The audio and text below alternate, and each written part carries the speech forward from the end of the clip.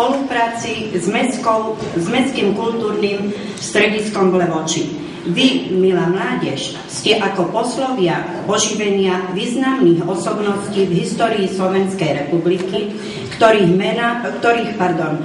máme neúrekom. Len žiaľ, v niektorých etapách spoločenského života ako si podvedome na ne zabúdame.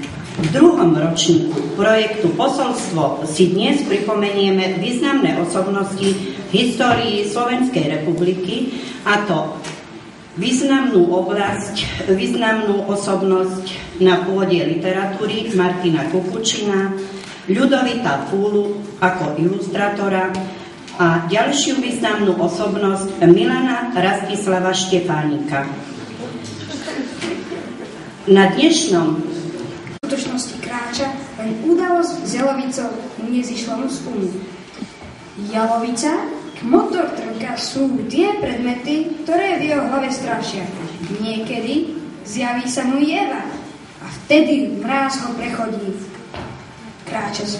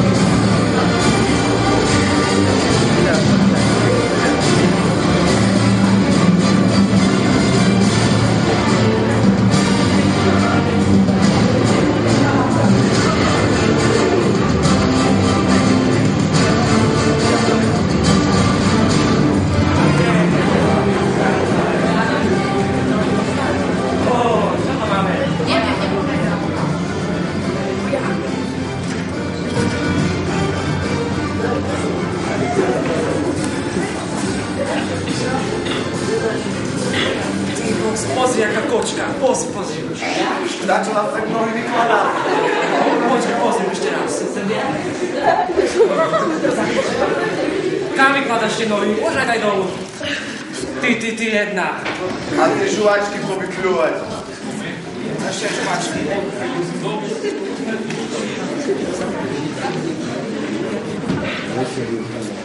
Decka, niečo som našla. Otázky napísal.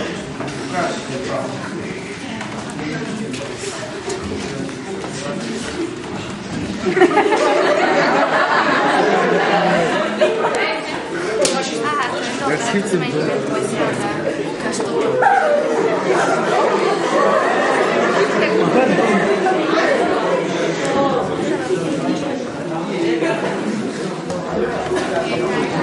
Čo tu robíte? Nepočuli ste zvonenie?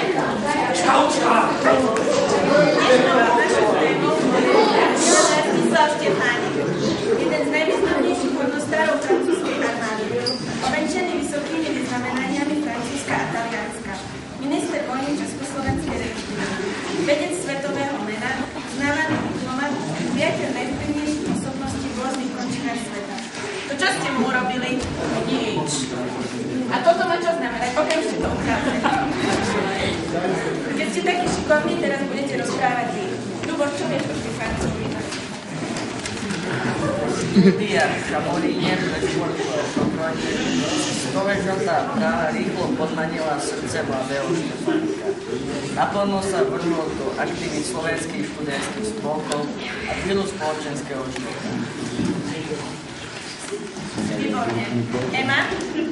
Milan Rastislav Štefánik sa zapísal do dejín slovenského horolezectva ako prvý Slovák na streche Európy na Mont Blanc.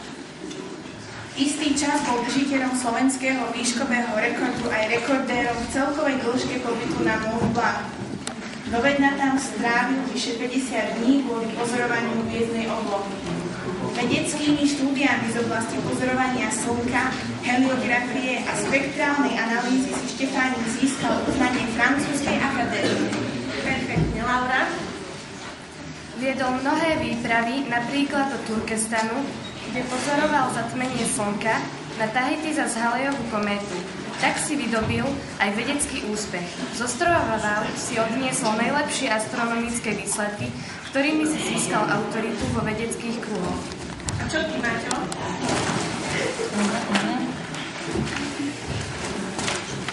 Úspechy na poli vedy, výnimočné čaro osobnosti a bohaté kontakty s vplyvnými ľuďmi vo všetkých končinách sveta.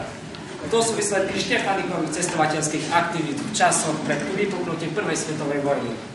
Tahiti, Brazília, Oceánia, Ekvádor. Pestrá mozaika ciest s rozličnými vedeckými a diplomatickými úlohami. Popri tom krok za krokom naplnil sen o vlastnej hviezdárni, hoci sa jeho choroba žalúdka často ohlasovala. Ema, čo robíš? Pokračuj. V auguste 1914 odchádza do Maroka a v Severnej Afrike zriadil observatórium. Zastihli ho tam udalosti. Vysoké štátne vyznamenanie, kríž rytiera čestnej légie za ekvádorské služby a začiatok vojny. Keďže už má francúzske štátne občianstvo, týka sa ho mobilizácia. Nejako sa jej nebráni, no najprv sa kvôli opätovnej chorobe žalúdka musel podrobiť ďalšie operácie. Len čo sa trochu pozvýchal, hneď sa pýtal za vojnového vedca, lebo chce byť aj takto svojim krajinom užitočný. Absolvoval výcvik a hneď samostatne uvedol. Úžasné. Peťo? Aj napriek vojne kráčal so svojím veľkým cieľom astronómiou. No jeho najvyšším cieľom bol oslobodiť svoj vlastný národ z Habsburskej monarchie. Mohlo to byť aj lepšie, nakoniec vám poviem niečo ja. Upršanú nedeľu 4. mája 1919 sa na Bratislavu objavil veľký čierny zdar. Talianské bombardovacie lietadlo Kapitol. Chvíľu, ako by krížilo, hľadalo miesto na pristátie. Kleslo, znovu sa zdvihlo, potom zrazu padalo, strhlo zem. Stratilo sa za lesom a stĺp dymu stúvajúci k nebu, ešte čo si neblahé. Štefánik padol. Takže na budúci si z toho dáme písomku. Písomka. Áno.